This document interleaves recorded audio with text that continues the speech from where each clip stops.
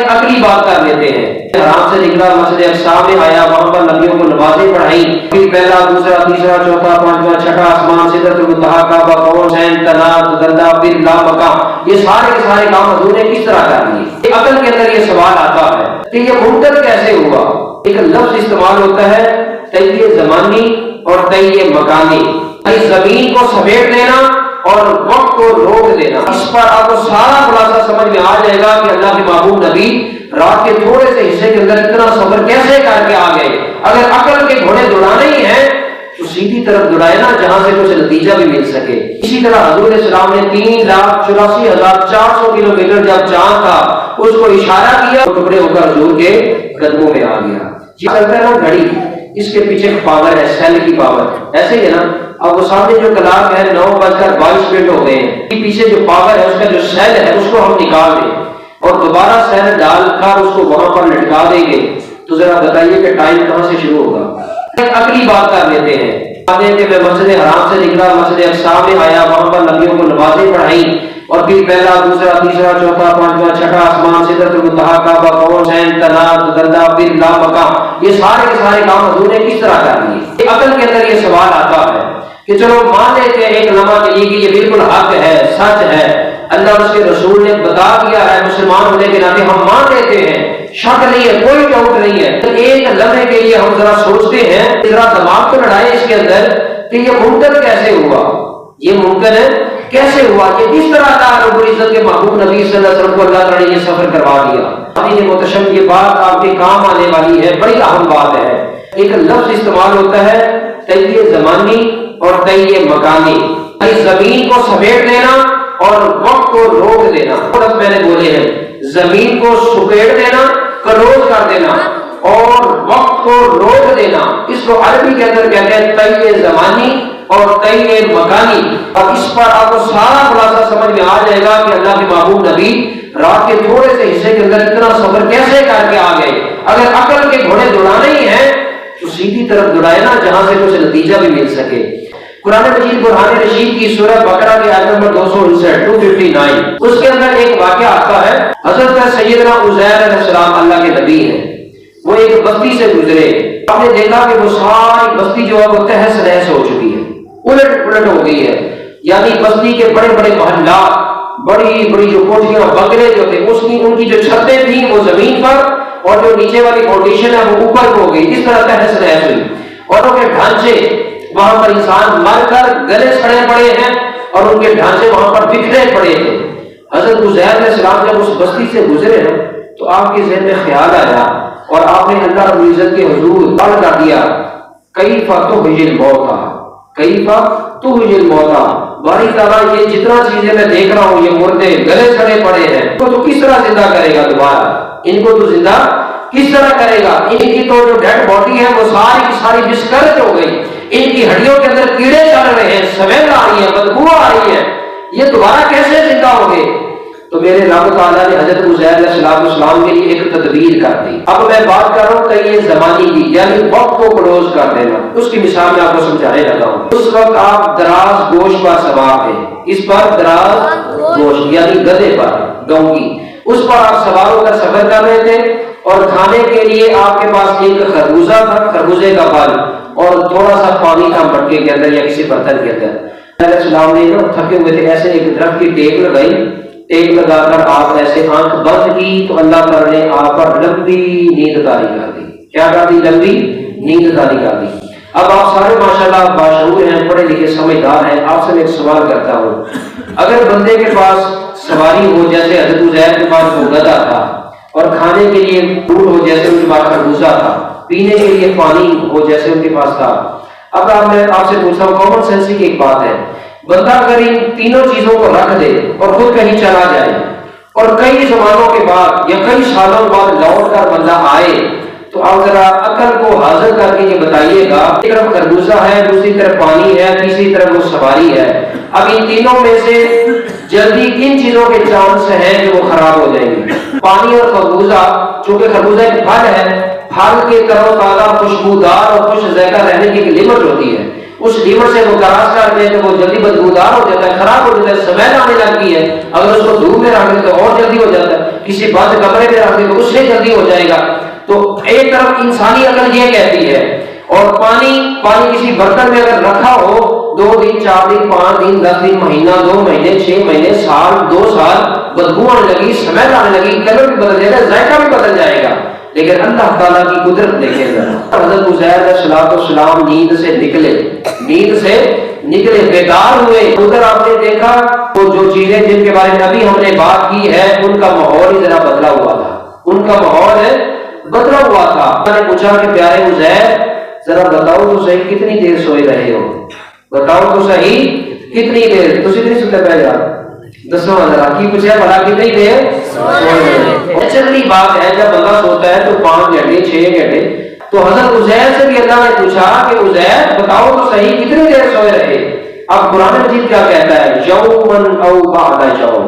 تعالیٰ میں ایک دن سویا ہوں یا ایک دن کا تھوڑا سا حصہ سویا ہوں. 259 کے اندر یہ ساری تفصیلات کہا باری تعالیٰ میں ایک دن یا ایک دن کا تھوڑا سا حصہ سویا ہوں. میرا رب نے فرمایا نہیں پیارے عزیر نہیں. اب ذرا ادھر دیکھ جو چیزیں تو لے کر آیا تھا.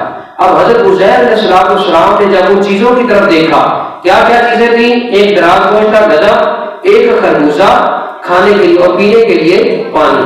جب دیکھا تو جو گدھا تھا نا دراز گوشت جس کو آپ نے وہاں پر باندھا تھا وہ مر کر گد سڑ گیا، اس کی ہڈیوں کے اندر کیڑے چل رہے تھے. اور جب آپ نے وہ تھیلا کھولا اس کے اندر جو خربوزہ تھا وہ تر و تازہ تھا. خربوزہ جو تھا وہ کیا تر و تازہ تھا. پانی جس برتن کے اندر تھا وہ جب کھول کر اس کو نوش کیا اس کا ذائقہ بھی اسی طرح تازہ تھا. علیہ السلام دے کر وہیں پر سوچ میں پڑ گئے کہ یہ ماجرا کیا ہے. جس جانور کو کئی سالوں تک زندہ رہنا چاہیے تھا وہ مر کر گل گیا، سڑ گیا، ہڈیوں میں کیڑے چل رہے ہیں. جس پھل کو جلدی بدبودار ہو جانا چاہیے تھا وہ کچھ ذائقہ، جس پانی کو بے ذائقہ ہو جانا چاہیے تھا، مٹ جانا چاہیے تھا، اسی طرح کرو تازہ. اللہ کے حضور ہاتھ باندھ لیے. جب ہاتھ باندھ کے عرض کی باری تعالیٰ میں نے تو یہ سمجھا کہ میں ایک دن یا ایک دن کا تھوڑا سا حصہ سویا ہوں، اب تو ہی بتا. اب اللہ کا قرآن پڑھ کر دیکھیں اللہ کا قرآن کیا کہتا ہے. فرمایا کہ پیارے عزیر تو ایک دن یا ایک دن کا حصہ نہیں، تو 100 سال تک سویا رہا ہے. 100 سال. اب یہاں پر اگر ہم عقل کا گھوڑا دوڑائیں تو کیا سونے والا بندہ 100 سال سو سکتا ہے؟ بغیر کھائے پیے 100 سال زندہ رہ سکتا ہے؟ اللہ کے قرآن کا تو انکار نہیں کر سکتا. کوئی انکار کرے گا تو اپنی دنیا آخر کھو بیٹھے گا. تو حضرت عزیر علیہ السلام نے دیکھا تو اللہ کے حضور سجدے میں چلے گئے. میرے رب نے فرمایا کہ پیارے عزیر اگر میں یہ کر سکتا ہوں تو اس ساری الٹ پلٹ کی ہوئی بستی اور ان ڈھانچوں کو میں دوبارہ زندہ بھی کر سکتا ہوں. یہ ہے تئیے زمانی.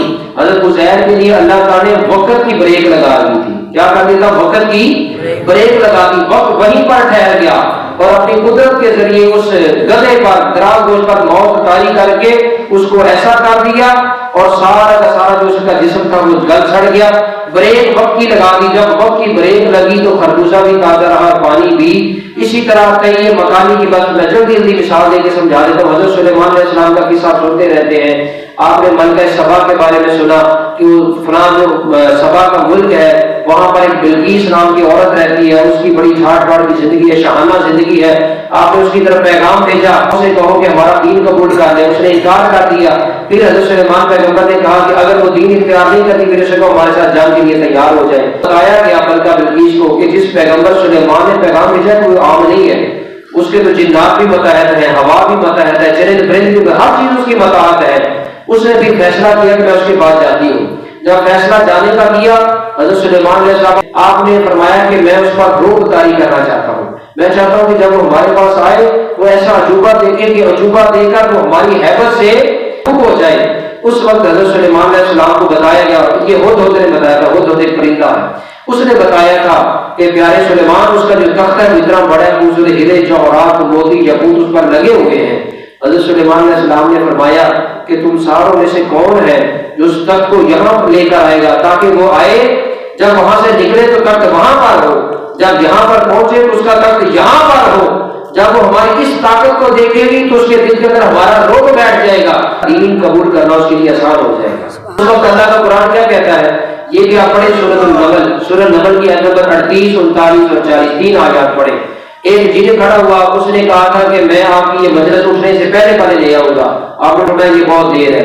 پھر القار الذی عنده علم من الکتاب، ایک ایسا شخص جس کو کتاب کا علم دیا گیا تھا، عاصم بن برقیہ، وہ کھڑے ہو گئے، انہوں نے کہا کہ سلیمان پیغمبر میں لے کر آؤں گا۔ آپ نے پوچھا تو کتنی دیر میں؟ فرمایا قبل ان يرتد الیک طرفک، فرمایا کہ تم ایسے آنکھ جھپکو، تمہارے آنکھ جھپکنے سے پہلے تخت حاضر ہوگا۔ عاصم بن برقیہ نے اسی وقت آنکھ جھپکی پہلے سلیمان نے، تو وہ تخت انہوں نے اٹھایا 300 میل دور سے، کتنی دور؟ 300 میل دور، 800 گز لمبا، چوڑائی اور لمبائی اس کی 800 گز، 300 میل کی مسافت سے حضرت عاصم بن برقیہ جو نبی نہیں ہے، نبی کی صحبت میں بیٹھنے والے ان کے غلام ہیں۔ اگر غلاموں کی طاقت یہ ہے تو نبی کا عالم کیا ہوگا؟ غلاموں کی طاقت یہ ہے تو نبی کا عالم کیا ہوگا؟ یہ مثال دی ہے آپ کو تیے مکانی کی کہ اللہ تعالیٰ نے عاصم بن برقیہ کے لیے زمین کو سکیڑ دیا، بس ادھر آپ ایسے کیا 300 میل کی جو مسافت تھی وہ ساری کی ساری اللہ نے سمیٹ دی، بس ہاتھ لمبا کیا تو وہیں سے تخت اٹھایا اور حاضر کر دیا۔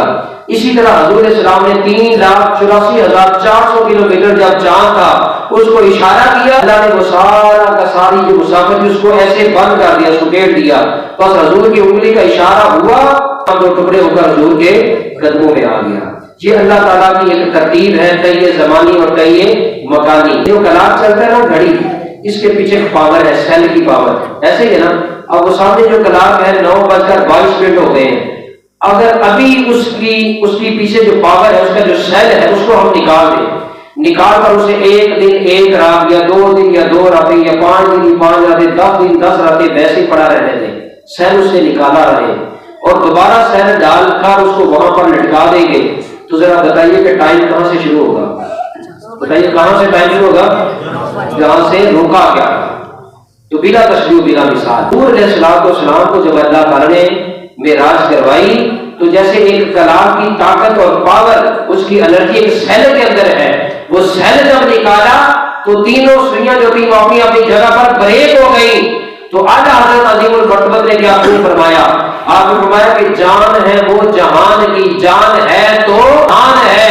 جیسے انسان کے اندر روح ہوتی ہے تو انسان چلتا پھرتا کھاتا پیتا سب کچھ کرتا ہے، جیسے انسان کی روح نکلتی ہے آنکھیں جہاں ہوتی ہیں وہیں ٹھہر جاتی ہیں، آنکھیں جہاں ہوتی ہیں وہیں ٹھہر جاتی ہیں۔ جیسے میں نے مثال دی کلام کی، سیل فوری نکالو، سوئیاں اپنی جگہ پر جام ہو جائے گی۔ حضور ساری کائنات کی جان ہے، جیسے ہی حضور کائنات کی حد سے نکلے، کائنات کی ہر چیز اپنی جگہ پر ساکت ہو گئی، ہر چیز اپنی جگہ پر ساکت ہوگی، بریک ہو گئی، جیسے سوئیاں بریک ہو گئی۔ حضور علیہ السلام اپنی منشا اور مرضی کے ساتھ اپنے آخری بات جو کر رہا ہوں، الدرۃ الدار فی مسئلہ سفر معراج، اس کے اندر یہ بات لکھی ہوئی ہے، ساری کائنات کی جان۔ حضور جب نکلے یہاں سے تو ہر چیز وہاں پر ٹھہر گئی، پانی جہاں چل رہا تھا وہیں پر ٹھہر گیا، کنڈی جو ہل رہی تھی وہیں پر ٹھہر گئی۔ حضور سارا سفر طے کر کے واپس جب دوبارہ کائنات میں آئے، اسی طرح جیسے گھڑی کے اندر دوبارہ سیل کو نیکٹ کر دیا جائے تو ہر سوئی اپنی جگہ پر حرکت کرنے لگتی ہے، تو کائنات کے اندر جب ان کی جان آ گئی تو کائنات پھر سے اسی طرح حرکت میں آ گئی جس طرح پہلے تھی۔ جان ہے وہ جہان کی، جان ہے وہ جہان ہے، وما علیہ الا